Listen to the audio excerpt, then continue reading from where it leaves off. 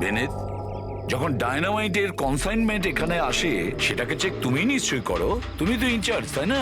হ্যাঁ হ্যাঁ হ্যাঁ, অফকোর্স স্যার। আচ্ছা, আপনার এই ব্যাচের কনসাইনমেন্ট নিয়ে কোনো গন্ডগোল মনে হচ্ছে? গন্ডগোল? না না, নর্মালি তো ছিল, যেরকম হয় আর কি। কিন্তু আপনি এটা জিজ্ঞেস করছেন কেন? নর্মাল আছে তো, যেমনটা থাকে। প্রতিটা বক্সে 10টা করে লেখা আছে স্যার। এটা খুলে দেখো তো কতগুলো আছে, গোনো।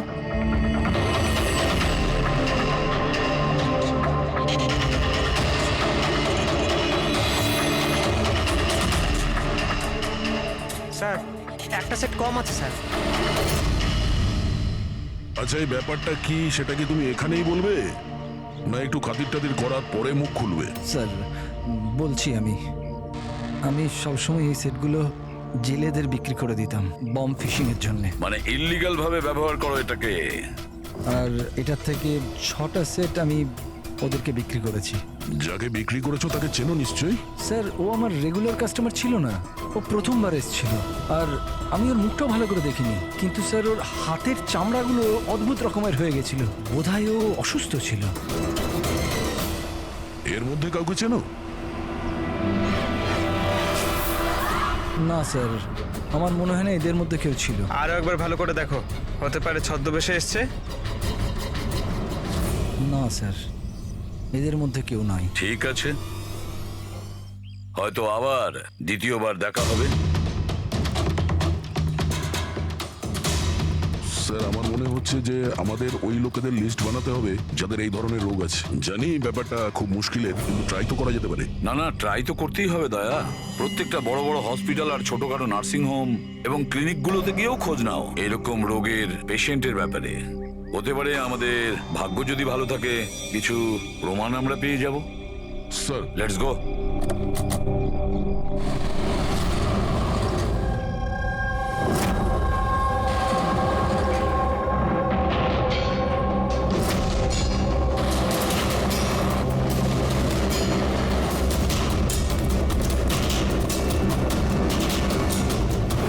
দেখুন, এই ধরনের অসুখ হাজার জনের মধ্যে একজনের হয়ে থাকে।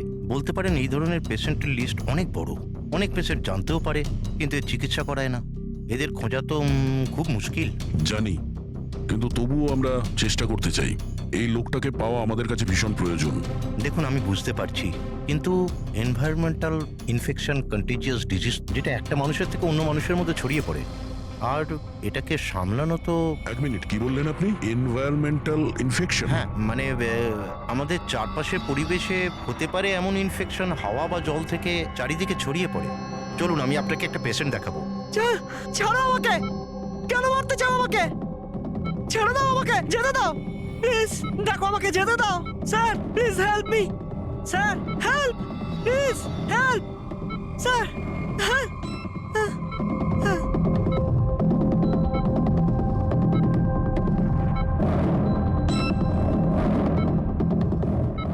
এটা এটা এনভায়রনমেন্টাল ইনফেকশনের কেস। নিউরোলজিক্যাল ইনস্টেবিলিটি, এই ধরনের অসুখ সাধারণত পেশেন্টের মাথা ধীরে ধীরে খারাপ করে দেয়। ও নিজের ধৈর্য হারিয়ে ফেলতে পারে আর মাথার ব্যালেন্সও নষ্ট হয়ে যায়, যেমনটা নীলজের হয়েছে। আর ফিজিক্যাল কন্ডিশন, মানে আমি বলতে চাইছি এই ধরনের পেশেন্টরা কি খুব জোরে দৌড়তে পারে? হ্যাঁ, নর্মালি চলতে ফিরতে তো পারে, কিন্তু অসুখটা যদি অ্যাডভান্স স্টেজে চলে যায় তাহলে দৌড়ানোর পক্ষে সম্ভব নয়। কিন্তু স্যার, অ্যাডাভিন ইঞ্জেকশন দিলে শরীরে কিছুক্ষণের জন্য শক্তি আসে। হ্যাঁ, কিন্তু ওটা সাইড এফেক্ট যথেষ্ট। স্যার, অ্যাডারভিন ইঞ্জেকশন দেওয়া যথেষ্ট ঝুঁকিপূর্ণ। রিস্কি হতে পারে, কিন্তু এই অপরাধের মানসিক অবস্থা যে ধরনের, তাতে হতে পারে যে ওর সাইড এফেক্ট নাও হতে পারে। কিন্তু যদিও নীলজের মতো মেন্টালি আনস্টেবল হয়, তাহলে চিন্তা আপনাদেরকেই করতে হবে। তার মানে এটাই যে ও একটা খুন করে থাকলে দ্বিতীয়বারও খুন করতে পারে।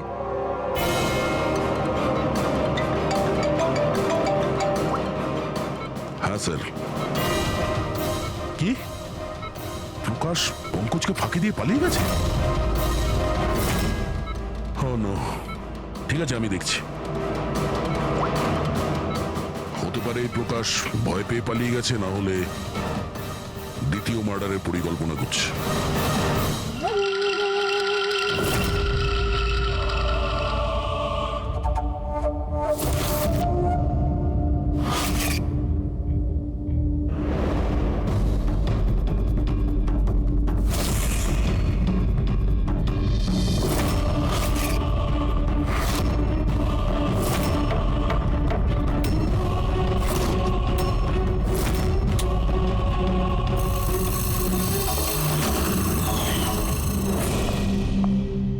আরে বাবা, আজ তুমি তাড়াতাড়ি উঠে পড়লে।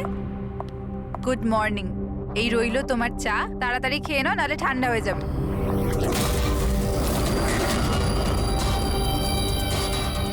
এটা কার পা?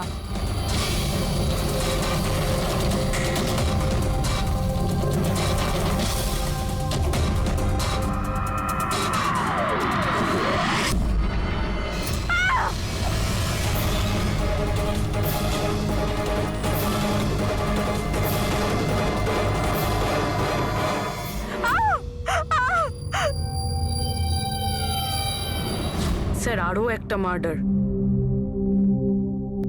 ওই ডক্টর ঠিকই বলেছিলেন,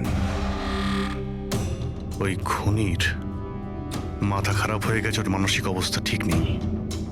স্যার, মনে হচ্ছে খুন করার একটা প্যাটার্ন বানিয়ে ফেলছে এই খুনি।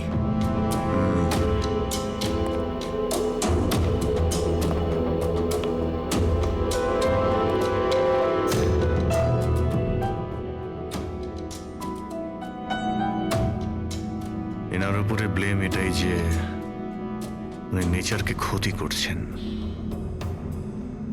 ইলিগাল ডিফরেস্টেশন, জমি হাতানোর জন্য ইলিগালি গাছ কেটে ফেলা।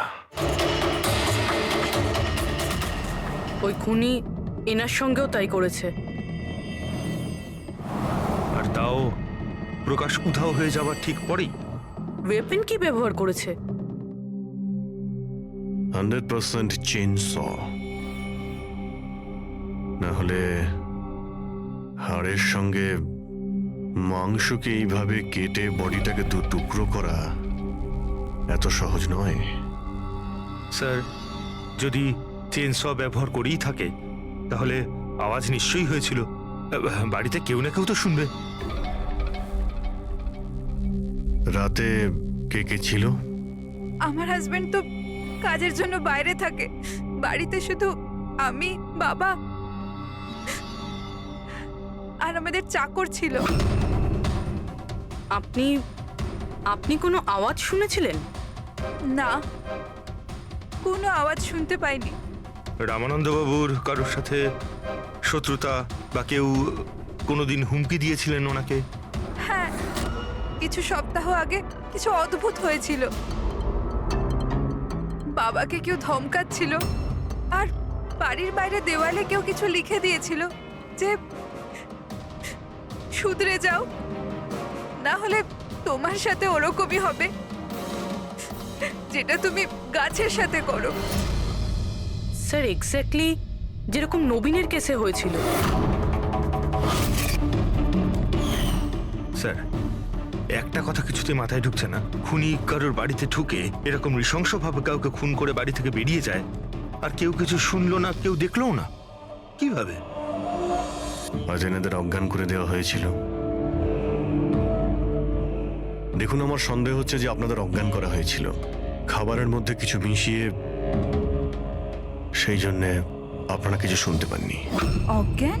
হ্যাঁ, কিভাবে সেটা জানি না, কিন্তু সেটা জানার জন্য আমাদের এখানে যত জিনিস আছে সেগুলো ফরেন্সিক ল্যাবে পাঠাতে হবে।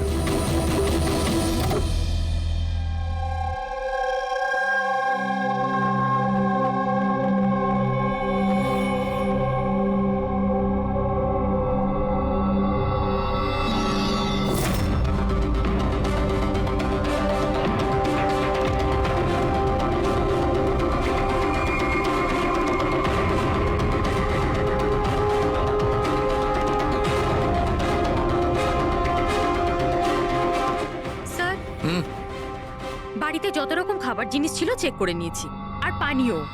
কিছুতেই ঘুমের ওষুধ পাইনি। No sedatives. পেলে না? আরো শিওর? অ্যাবসলিউটলি।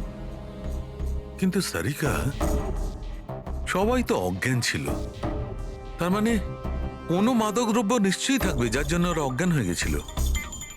খাবার জিনিসে, পানীয়তে, কিছুতে তো থাকা উচিত। কিসের মধ্যে ছিল?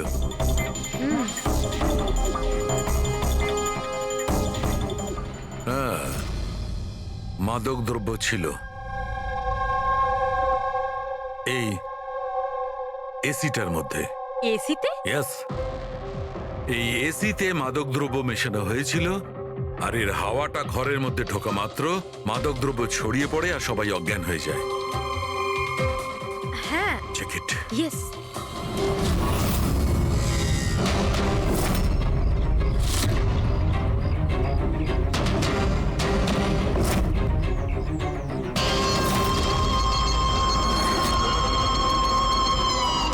দেখো সালুখে, তুমি আন্দাজে ঢিল মারছো না তো?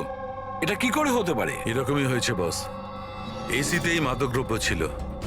আমি ওই এসিটার ব্লোয়ারে, ফিল্টারে সব জায়গায় সেনেটিভ পেয়েছি, আর সেটাও খুব হাই ডোজে।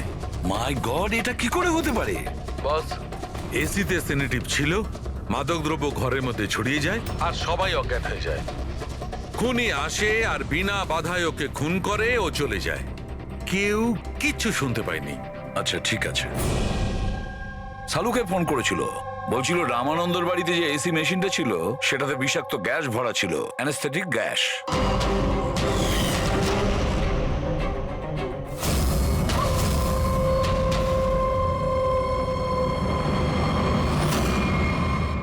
অ্যানাস্থেশিয়া দিয়ে লোকেদের ট্রিটমেন্ট করা হয় শুনেছি। আরে তো এই খুনি তো দেখছি বেশ ধূর্ত। প্রকাশের ব্যাপারে কি জানতে পেরেছো? স্যার কিছু জানতে তো পারিনি, বাট আই এম শিওর পরের খুনের প্ল্যান করছে।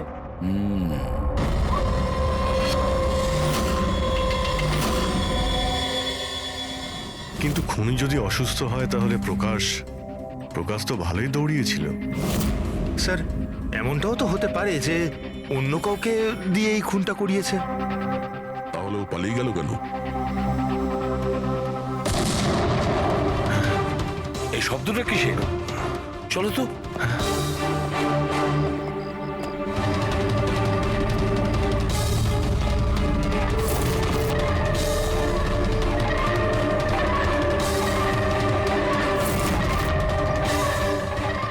তোমাদের কাজ আমি করছি এসিপি, শহরকে পরিষ্কার, আর আমার এই রাস্তায় যে আসবে তাকেও আমি এই জগৎ থেকে পরিষ্কার করে দেব।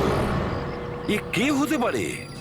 স্যার মনে হয় খুনি জানতে পেরে গেছে আমরা ওর পিছনে আছি, ওই জন্য পাগল হয়ে গেছে। এই, দাঁড়াও, ধরো ওকে।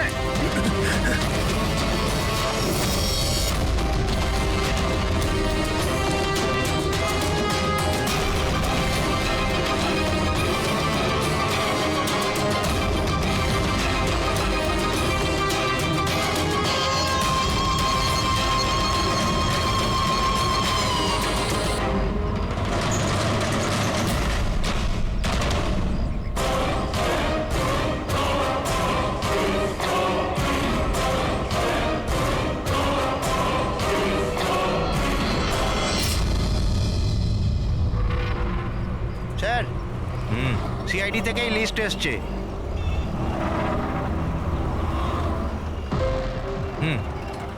এরা তো ওই লোকগুলি যাদের নয়েজ পলিউশনের ধমকি দেওয়া হয়েছে। সখারাম, ওই ক্লাবের মালিককে মনে আছে? আরে যাকে কদিন আগে ধমকি দেওয়া হয়েছিল। কে স্যার? ও বীর। আচ্ছা সখারাম, ওর বিরুদ্ধে কোনো কমপ্লেন আছে নাকি? হ্যাঁ স্যার, ওটা তো রেসিডেন্সিয়াল এরিয়া না, তো আশপাশের 2-4টে ঘর থেকে কমপ্লেন এসছে যে অনেক রাত্রির পর্যন্ত জোরে মিউজিক চলে, এই সব কমপ্লেন। আওয়াজ মানে নয়েজ পলিউশন। সখারাম, তুমি একটা কাজ করো, হ্যাঁ তুমি সিআইডির লোকেদের ফোন করো এখনই, এই সময়।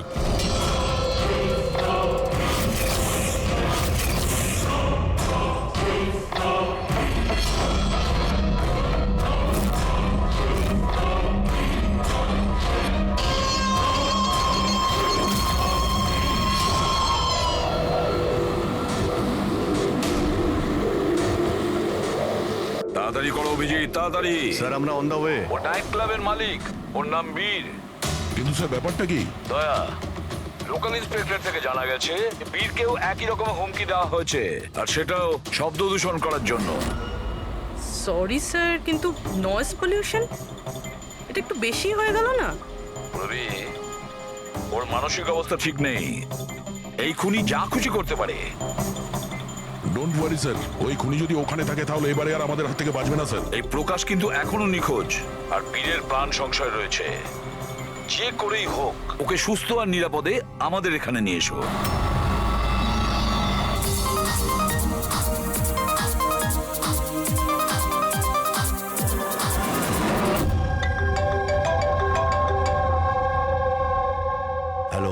হ্যালো বীর, আমি এসবি প্রদ্যুমান বলছি, সিআইডি থেকে। সিআইডি? কি হয়েছে স্যার? আমার কথা মন দিয়ে শোনো, তোমার প্রাণ সংশয় রয়েছে। কি মানে?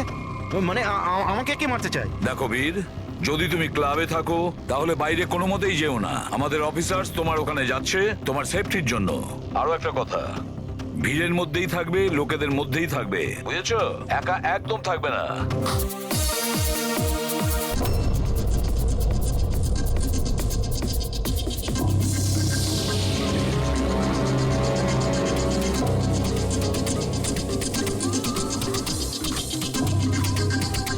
দেখো, আমি আমার কেবিনে যাচ্ছি, ঠিক আছে? আর কাউকে ভেতরে আসতে দেবে না, বুঝেছো? কাউকেই ভেতরে আসতে দেবে না।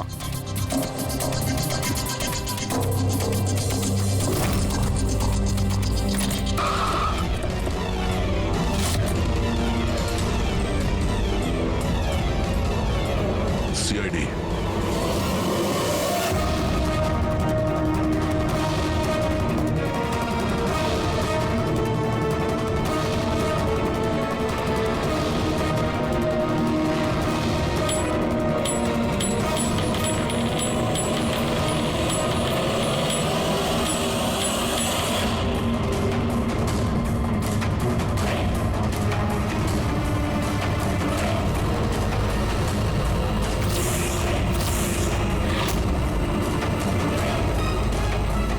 এ ভাই শোনো, এদিকে এসো। হ্যাঁ স্যার। বীর কোথায়? স্যার উনি কারুর সাথে দেখা করতে চান না। আমরা সিআইডি থেকে আসছি। কোথায় ও? আসুন স্যার।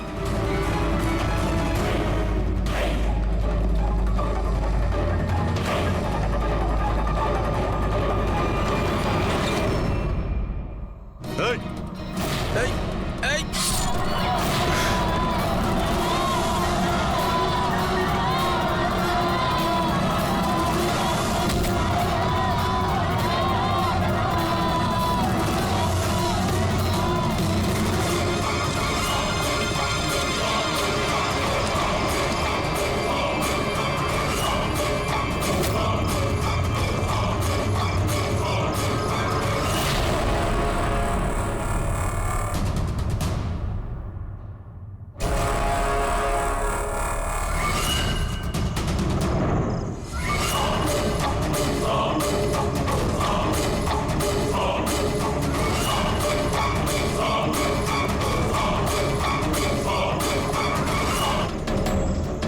আরে গেল কোথায়?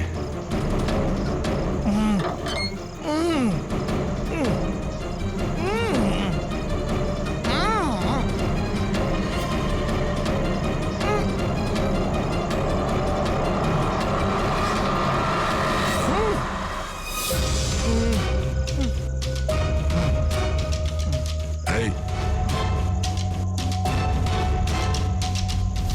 প্রকাশ, এসো বাইরে এসো।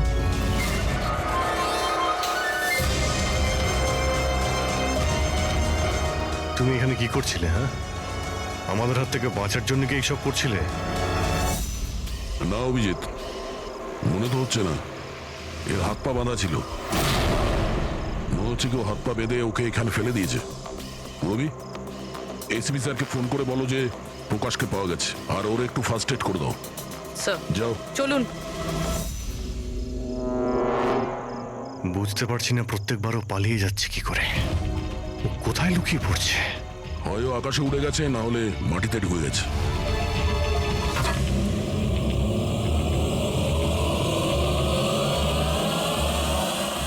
ও এখানেই আছে দয়া, এইখানে। কি? এইখানে।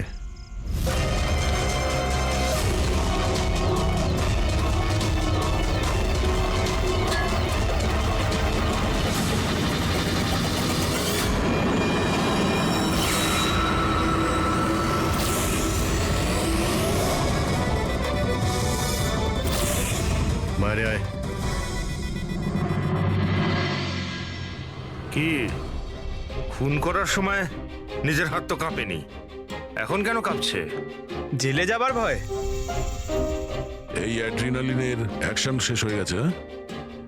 যে ইঞ্জেকশন নিয়ে তুমি পালাচ্ছিলে তার কাজ কিন্তু শেষ হয়ে এসেছে। এবার তুমি মুখ খুলবে নাকি মুখ খোলার জন্য একটা ইঞ্জেকশন দিতে হবে? আমি কোনো মজা পাই না ইঞ্জেকশন নিতে। এটা আমার এক বাধ্যতা, যেটা আমাকে নিতে হয়। একটা সময় ছিল যখন আমি শক্তিশালী এবং মজবুত ছিলাম, কিন্তু আমার একদিন খারাপ সময় এলো আর আমি একটা রোগে আক্রান্ত হলাম। ফ্যাক্টরি আর ওখান থেকে নির্গত বিষাক্ত ধোঁয়া আর আবর্জনা, যে পলিউশন ছিল তাতে কয়েক লাখ লোক ইনফেক্টেড ছিল। জানি না রোজ কত পেশেন্ট আসতো। ওদের সাথে থাকতে থাকতে আমিও অসুস্থ হয়ে পড়েছিলাম। এই রোগটা কবে হয়েছিল আপনার? 6 মাস আগে। আর এই 6 মাসে এই রোগ তোমার শরীরের সঙ্গে সঙ্গে তোমার মাথারও ক্ষতি করতে শুরু করে দিয়েছে। তুমি জানো তুমি কি করেছো? হ্যাঁ, আমি কারোর কোনো ক্ষতি করিনি, ক্ষতি করেছে ওরা। হাওয়া, জল সবেতে বিষ মিশিয়ে দিয়েছিল। ব্যাস, তখনই আমি ঠিক করেছিলাম যে লোকেরা আমার এই অবস্থা করেছে তাদের আমি ছাড়বো না। আমি বদলা নিয়েই ছাড়বো। আর সেই কারণে তুমি বিএমসিতে চাকরি নিয়েছিলে, যাতে এই শহরের পুরো ড্রেনেজের নকশাটা তুমি জানতে পারো। তারা সুযোগ নিয়ে তুমি ওখান থেকে পালিয়ে যেতে, আর আমাদের মনে হতো যে কোথায় তুমি হঠাৎ করে অদৃশ্য হয়ে গেলে।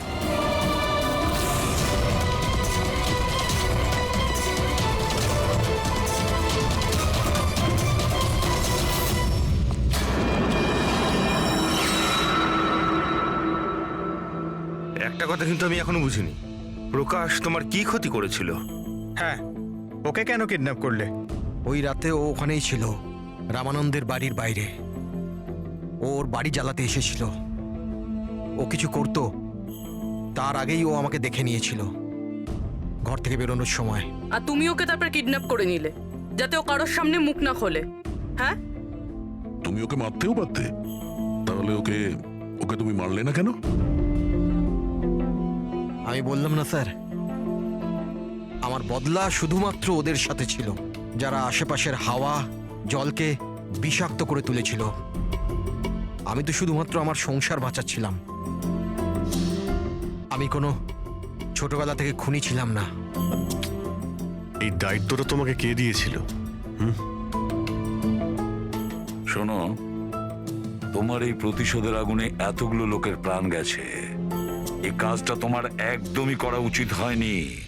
খুব অন্যায় করেছো তুমি। আইন তোমাকে কোনোদিন ক্ষমা করবে না।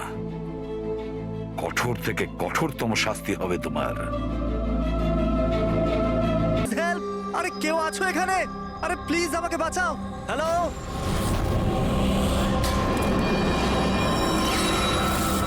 কেউ আছো এখানে? আরে কেউ তো বাঁচাও আমাকে। আরে কেউ কি শুনতে পাচ্ছো? আরে কেউ তো বাঁচাও আমাকে।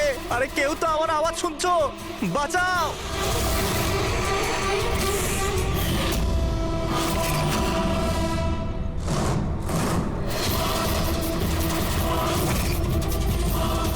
তুমি কে? কি চাও তুমি?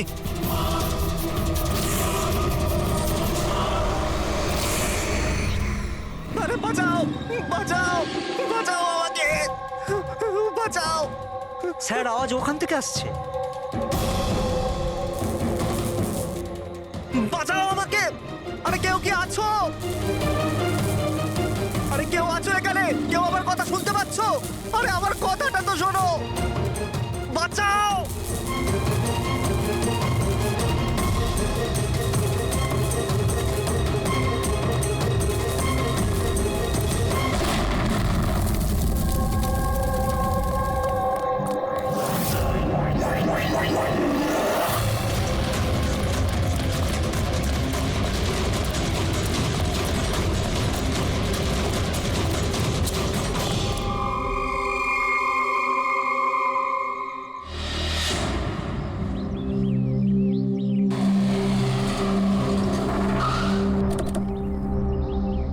নমস্কার স্যার। নমস্কার স্যার। এটা বলো, যখন ব্লাস্ট হয়েছিল তখন কি তুমি এখানে ছিলে? ইয়েস স্যার, আমার সঙ্গে আরো একজন কনস্টেবল ছিল, হরনা। ওর প্রচন্ড আঘাত লেগেছে, এখনো হসপিটালে ভর্তি। তুমি এখানে পৌঁছলে কি করে? স্যার আমরা নাইট ডিউটিতে ছিলাম, এখান দিয়ে যাচ্ছিলাম, তখনই একটা চিৎকার শুনতে পেলাম।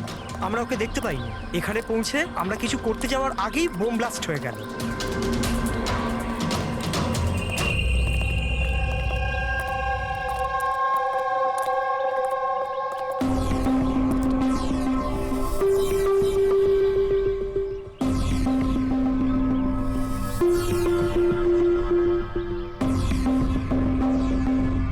একটা কথা বলো আমায়, যখন তুমি এখানে এসেছিলে তখন তুমি এখান থেকে কাউকে যেতে দেখেছিলে বা পালাতে দেখেছিলে?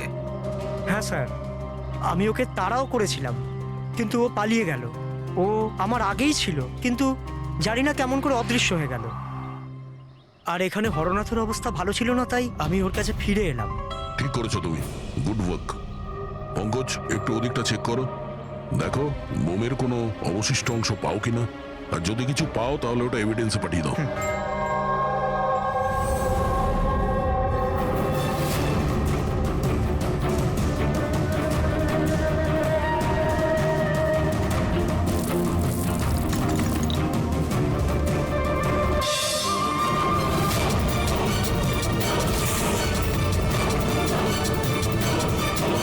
Sir,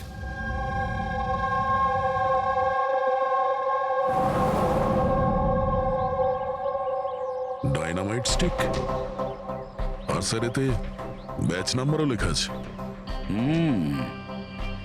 arrow dynamic. স্যার হ্যাঁ, এটা কিছু একটা চকচক করছে।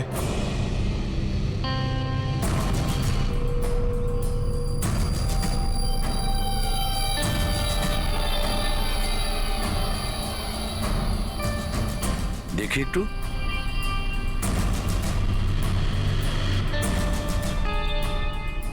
দয়া, এটা তো একটা দাঁত দেখছি, সোনার দাঁত। এক মিনিট, আচ্ছা একটু ম্যাগনিফাইং গ্লাসটা দাও তো।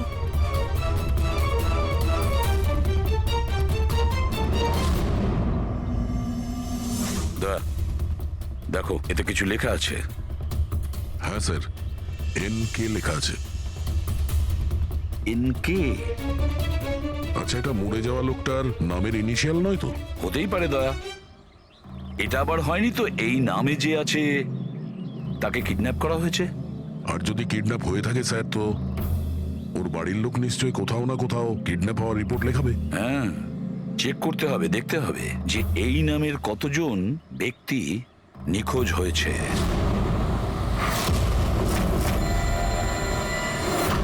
Yes sir. লোকাল পুলিশ থেকে জানা গেছে যে মিসিং কমপ্লেন্ট নবীন কুমারের। নবীন কুমারের স্ত্রীর সঙ্গে আমি ফোনে কথা বলেছি।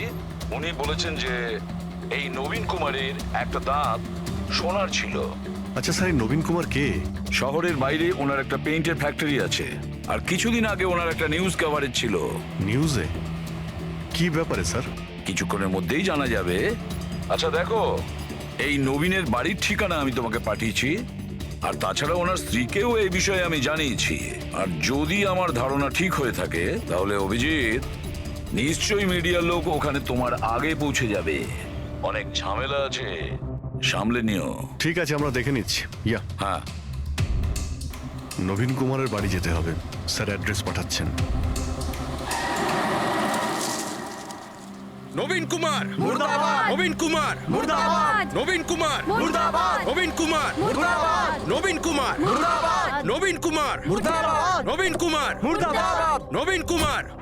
স্যার স্যার স্যার, আপনি কি এক নবীন মিনিট, কুমারকে পরে, arrest পরে, করতে দেখেছেন, স্যার? পরে বলছি। স্যার, CID পরে আপনারা আমাদেরকে কাজ করতে দিন, ম্যাম, please। কিছু তো বলুন, ম্যাম। আপনারা দেখি, সরে যান, নিচ্ছেন। যেতে দিন দেখি। সরে যান, সরে যান বলছি। দেখুন, এই সব কিছু বন্ধ করুন আপনারা। দাঁড়ান। নাটক? স্যার, নাটক তো নবীন কুমার রচিয়ে রেখেছে আমাদের এই শহরে। স্যার, ওরা সবাই নবীন কুমার মারা গেছেন। He is no more. এই লোকটা মেরেছে আমার স্বামীকে। খুনি এরা সবাই। এবার বলবে নাকি জেলে ঢুকিয়ে দেবো? বলো, কেন করছো এইসব? স্যার আমরা মারিনি স্যার। স্যার নবীন কুমারের রঙের ফ্যাক্টরি আছে স্যার। যেখানে প্রতিদিন 1000 টনেরও বেশি বিষাক্ত আবর্জনা নদীতে ফেলা হয় স্যার। স্যার আমরা তো আন্দোলনকারী, আমরা ওনার এগেইনস্টে আন্দোলন করছি স্যার। বিশ্বাস করুন আমরা ক্রিমিনাল নই, আমরা সোশ্যাল ওয়ার্কার স্যার। মিথ্যে কথা, মিথ্যে বলছে। হুমকি দিয়ে রেখেছিল আমার স্বামীকে, রোজ রোজ হুমকি দিত। না স্যার, আমি কোনো ধমকি দিতাম না, সে তো কোনো অন্য লোক স্যার। কারা? কাদের কথা বলছো? স্যার ওরা সেই সব লোকগুলোই যারা সোশ্যাল সার্ভিসের নামে খারাপ কাজ করে, ল ইন অর্ডারের মিসইউজ করে স্যার। স্যার আমি আর আমাদের প্রোটেস্টার্স আমাদের মধ্যে কেউ নয় স্যার। কি ধরনের হুমকি আসতো আপনার স্বামীর কাছে? কি হয়েছিল? এ নাও চা। আরে বাহ, গরম গরম চা। আচ্ছা, ওই এনজিওটার কি হলো? ওই এনজিও তো বিরক্ত করে মারছে, ফ্যাক্টরিতে ওয়ার্কার্সদের কাজ করতে দিচ্ছে না। এখন তো জল অনেক দূর গড়িয়ে গেছে, মনে হচ্ছে পুলিশকে ডাকতে হবে। শোনো, বাহ নবীন বাবু, আপনাদের মতো সৎ লোক আবার পুলিশদের কাছে যাচ্ছে নাকি? তুমি ভেতরে কি করে এলে? আপনাকে মনে করাতে এসেছি যে আপনি যেটা করছেন সেটা ভুল করছেন। এখনো সময় আছে, শুধরে যান। শাট আপ, বেশি তর্ক করো না, এখন এই ঘর থেকে বেরিয়ে যাও। I said get out. আর কোথায় কোথায় ঢুকতে দেবেন না, আর কাকে কাকে আটকাবেন? আমাদের মতো লোক আপনাদের মতো লোককে ভয় পায় না, বুঝতে পেরেছেন? আর কেন জানেন? কারণ আমরা আপনাদের মতো খারাপ কাজ করি না। আজ তো আমি আপনার ঘরে ঢুকেছি। যদি আপনি আপনার স্বার্থের জন্য অসহায় মানুষদের জীবন নিয়ে খেলা যদি বন্ধ না করেন, তাহলে আপনার ফ্যাক্টরিতেও ঢুকবো। তোমাদের মতো গুন্ডাদেরকে না আমি সিধে করতে পারি, আর এই ফালতু ধমকিগুলো না অন্য কাউকে গিয়ে দেবে। আমার যা করার আমি তাই করব, আর তোমার যা করার করে নাও। আমি ধমকি দিচ্ছি না, বোঝাচ্ছি। যদি এই উল্টোপাল্টা কাজ বন্ধ না করেন, তাহলে আপনার ফ্যাক্টরি তো আমি বন্ধ করিয়েই ছাড়ব। তুই আমার ফ্যাক্টরি বন্ধ করবি? হ্যাঁ, ফ্যাক্টরি বন্ধ করবি তুই আমার? শোনো শোনো, প্লিজ প্লিজ তুমি শান্ত হও, আর আপনি ওকে বিরক্ত করা বন্ধ করুন। আপনি যান এখান থেকে, প্লিজ। প্লিজ বলছো তুমি একে? হ্যাঁ, আমি তোকে লাথি মেরে বার করে দেবো। চল। এটা কোত্থেকে আওয়াজ এলো?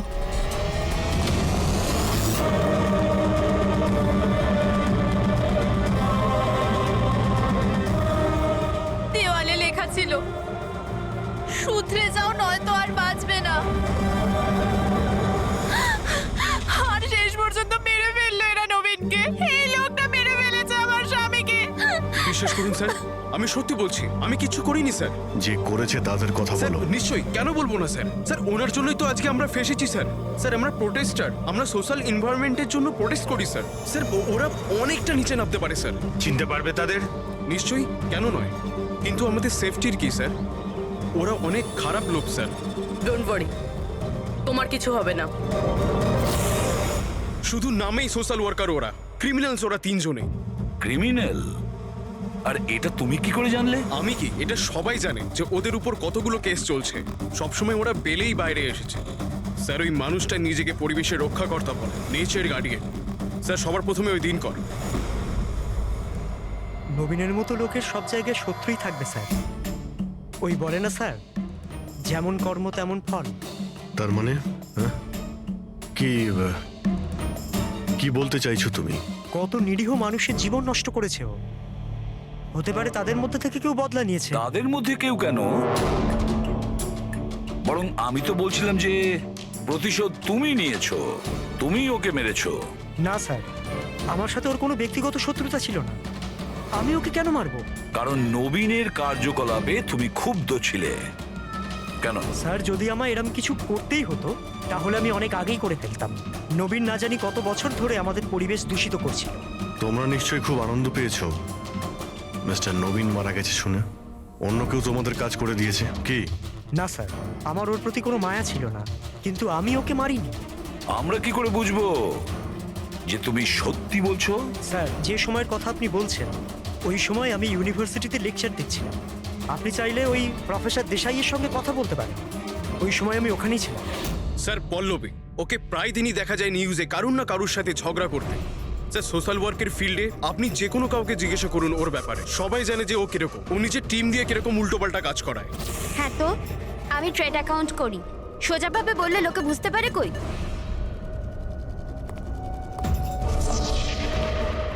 কিন্তু আমি সোজা পয়েন্টে আসছি। আমাদের মনে হয় তুমিই ওকে খুন করেছো। ম্যাম আপনার এটা যদি মনে হয়, তাহলে আপনার এবং আমার দুজনেরই টাইম ওয়েস্ট করছেন। ম্যাম একটা কথা, আমি কোনো ক্রিমিনাল নই, কিন্তু আমরা তো এটা শুনেছি যে আপনি রোজই কোনো না কোনো একটা কন্ট্রোভার্সিতে জড়িয়ে থাকেন।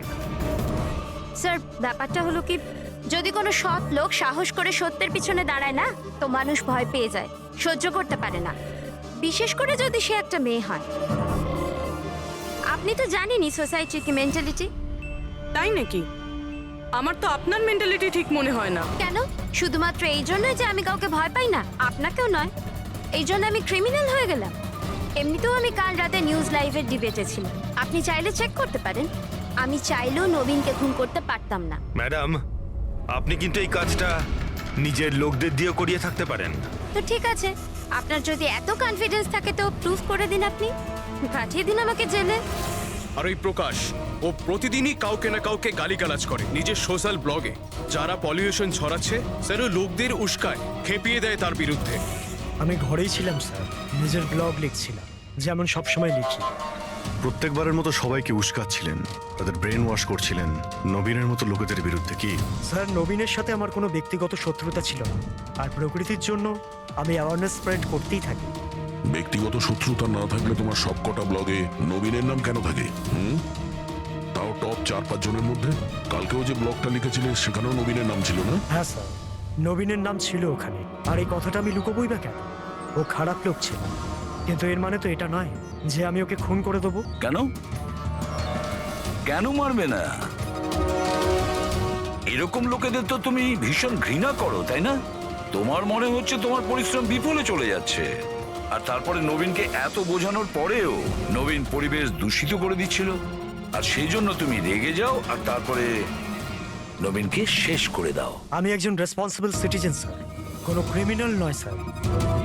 আমার কাজ এটাই, আমার ব্লগের মাধ্যমে ঠিক আর ভুলের তফাৎ বোঝানো, কারোর ক্ষতি করা নয়।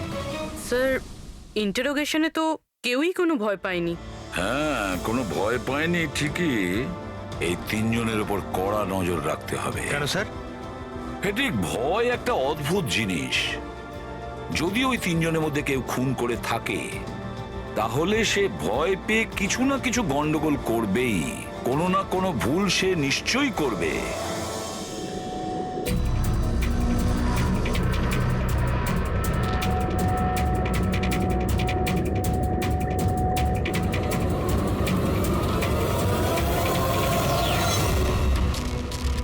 সারিকা,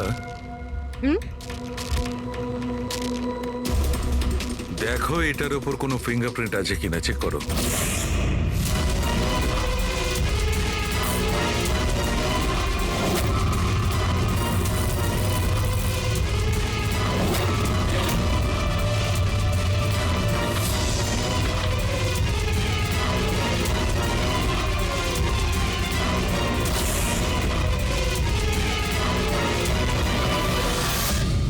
স্যার, এটাতে তো কোনো ফিঙ্গারপ্রিন্টস নেই। কোনো ফিঙ্গারপ্রিন্ট নেই? Are you sure? 100% স্যার, কোনো ফিঙ্গারপ্রিন্টস নেই, কিন্তু কিছু পার্টিকলস পেয়েছি। মনে হয় কিছু স্কিন টিস্যুস বা ডেড সেল হবে। Dead cells? তবে এক কাজ করো সারিকা, ওই ডেড সেলস গুলোকে ভালো করে ক্লিন করে রাখো। ওই তো আসবে তো শ্রীমান প্রদ্যুমন, জানো তো সব ব্যাপারেও নাক গলায়, নিশ্চয়ই জিজ্ঞেস করবে। প্লিজ ক্লিন করে রাখো। স্যার, ডায়নামাইটে কোনো ফিঙ্গারপ্রিন্টস তো পাওয়া যায়নি, কিন্তু কোনো একজনের ডেড স্কিন টিস্যুস পাওয়া গেছে, পচা চামড়ার টুকরো। পচা চামড়া? হতে পারে এটা ওই লোকটারই, সেই লোকটা যে লোকটা ডাইনামাইট লাগিয়েছিল। হ্যাঁ স্যার। সালুকে, এই পচে যাওয়া চামড়াগুলোর তুমি ডিএনএ টেস্ট তো করতে পারো, কিছু তো জানা যাবে। বস, পচে যাওয়া চামড়া থেকে ডিএনএ বার করাটা খুব কঠিন কাজ। তোমাকে একটা কথা খুব জোর দিয়ে বলতে পারি, যে লোকটি এই ডায়নামাইটটাকে শেষবার ধরেছে ওর স্কিন ডিজিজ আছে, চামড়ার অসুখ, আর সেটাও খুব গুরুতর। এমনিতে দেখে কিছু বোঝা নাও যেতে পারে, কিন্তু বস এই অসুখটা ওকে ভেতর থেকে শেষ করে দিচ্ছে। তাহলে তো আমরা এর মাধ্যমে ওর কাছে পৌঁছতে পারি। হ্যাঁ, কিন্তু কোনো প্রমাণ তো দরকার। Hello, ACP Pradyuman here. হ্যাঁ বলুন। আচ্ছা, গুড, থ্যাংক ইউ। কে? ডায়নামাইট ম্যানুফ্যাকচারার বলছিল ওরা রেকর্ড চেক করেছে, ওই ডায়নামাইট কোনো খনিকে বিক্রি করেছে ওরা। মানে মাইন্ড সাইট? হ্যাঁ, মাইন্ড সাইট। এবার এটা খোঁজ নিতে হবে এই ডায়নামাইট মাইন্ড সাইট থেকে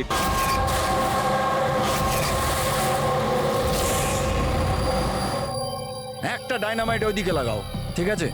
আর আরেকটা 50 মিটার দূরে ওইখানে লাগাও। হ্যাঁ স্যার। আর একটা ওইদিকেও লাগাতে পারো। আচ্ছা, স্যার।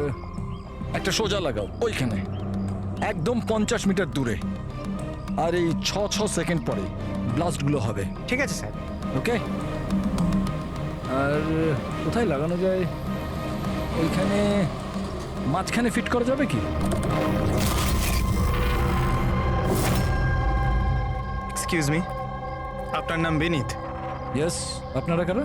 আপনি এই সাইটের ম্যানেজার? কিন্তু ব্যাপারটা কি বলুন তো? দেখুন বিনীত বাবু, যখন ম্যানুফ্যাকচারিং কোম্পানি থেকে ডায়নামাইট আপনাদের এখানে আসে, মানে এই সাইটে, মাইন্ড সাইটে, সেটার ইনচার্জ তো আপনিই হবেন, তাই না? ইনচার্জ তো আমি, কিন্তু কনসাইনমেন্টের পরে অপারেটর টিমও কিন্তু এটা হ্যান্ডেল করে। আমি এটা একা সামলাই না। আমরা জিজ্ঞেস করেছি আপনাকে যে ডায়নামাইট কে সামলায়।